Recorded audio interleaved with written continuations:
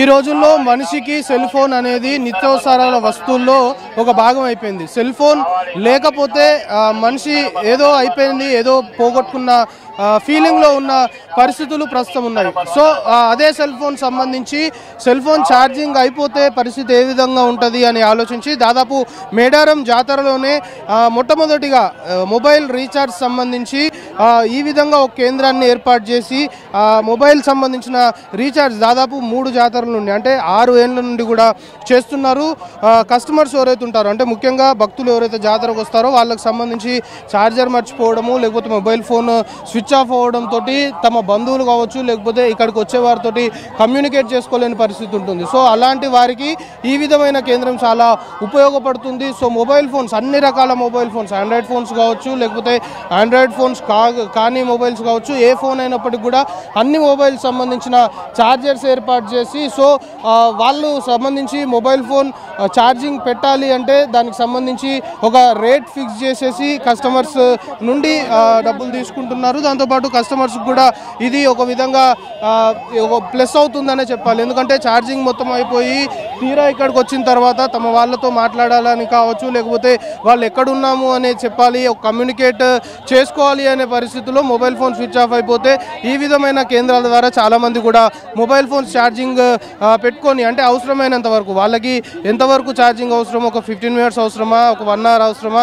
ఎంతవరకు అవసరమో అంతవరకు ఛార్జ్ చేసుకొని తీసుకువెళ్తున్న పరిస్థితి నెలకొంది. సో ఇలాంటి మొబైల్ రీఛార్జ్ సంబంధించిన సెంటర్స్ జాతర మొత్తంలో కూడా కేవలం ఒక 3-4 కూడా ఉండవు, ఒక 2-3 మాత్రము ఉండే అవకాశం ఉంది. ఇప్పుడు మనం ఏదైతే సెంటర్ చూస్తున్నామో ఇది జాతర మొత్తంలో కూడా ఫస్ట్గా దీన్ని స్టార్ట్ చేశారు. సో మొబైల్ ఫోన్ సంబంధించి కస్టమర్ ఏదైతే మొబైల్ ఫోన్ తీసుకొచ్చి ఇస్తాడో ఇచ్చిన తర్వాత వీళ్ళు ఒక నెంబర్ దీని మీద మెన్షన్ చేస్తారు. ఈ మెన్షన్ చేసిన నెంబర్ సంబంధించి వాళ్ళు మళ్ళీ వచ్చినప్పుడు ఆ నెంబర్ చెప్తే సరిపోద్ది. దాంతోపాటు ఒకవేళ కస్టమర్ అతనేనా కాదా, మొబైల్ అతనిదేదా కాదా అనేది కూడా వీళ్ళు చెక్ చేసుకుంటారు. అతనితోనే లాక్ ఓపెన్ చేయించి అప్పుడు మొబైల్ అతనిదే అని ఒక నిర్ధారణకు వచ్చిన తర్వాతనే వాళ్ళకి మొబైల్ ఫోన్స్ ఇస్తారు. సో మనతో పాటు నిర్వాహకులు ఉన్నారు. ఎప్పటి నుండి ఈ మొబైల్ సంబంధించిన రీఛార్జ్ సెంటర్ ఇక్కడ నడిపిస్తున్నారు? 3 జాతరలు 6 ఇయర్స్. అంటే ఇది ఈ విధంగా పెట్టాలి అనే ఆలోచన ఎందుకు వచ్చింది అసలు? ఎందుకంటే ఇక్కడ కరెంట్ ఫెసిలిటీ ఓన్లీ జాతరకే వేస్తారు. ఇప్పుడు కనబడే లైన్స్ అన్నీ మళ్ళీ వచ్చే వాళ్ళందరూ జస్ట్ టెంట్స్ వేసుకుంటారు కదా, ఆ టెంట్స్ వల్ల వాళ్ళకి కరెంట్ ఉండదు, అట్లా ఛార్జింగ్ ఇబ్బంది అవుతుంది అన్నట్టు ఇట్లా చేసినాం. ఇప్పుడు ఛార్జింగ్ పెట్టాలి అంటే ఒక 10 మినిట్స్ 15 మినిట్సా లేకపోతే డే మొత్తం రేట్స్ దానికి ఎట్లా ఫిక్స్ చేసింది మీరు? రేటు జస్ట్ రేట్స్ ఏమేమి only single rate 30-50.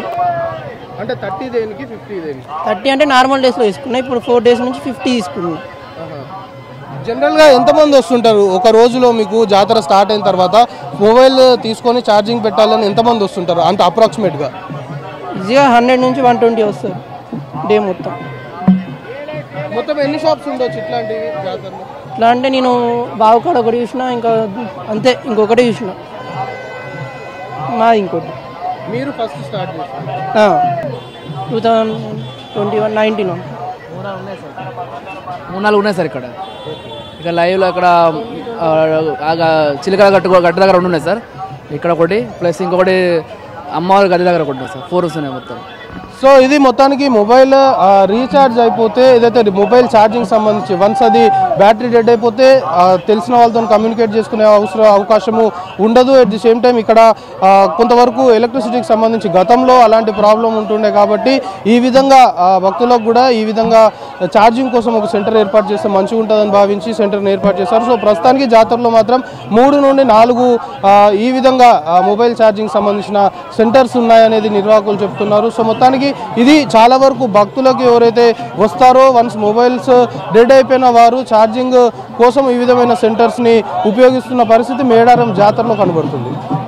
Camera person వేణుతో కలిసి అజయ్ V6 న్యూస్ మేడారం.